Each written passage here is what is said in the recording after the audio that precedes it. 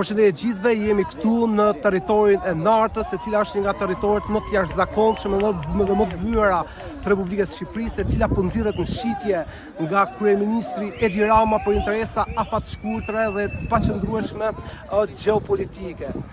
Pa respektuar asnjë ligj, pa respektuar faktin se kjo zonë është pjesë e natyrës së Shqipërisë, tash po kthehet në një kantier ndërtimi, siç e shohim, zona është rrethuar dhe po kthehet në një zonë ekstraterritoriale ku asnjë qytetar i Republikës së Shqipërisë nuk do të ketë mundësi dhe nuk do të ketë më akses aty. Edi Rama pasi i ka nxjerrë në shitje gjitha asetet e mëdha publike të vendit, tani po bën edhe tregti me territoret e Republikës së Shqipërisë. Është mbi 600 hektarë që ose shef në hartë, pra janë kilometra të tëra që po shtrohen gati për ndërtim.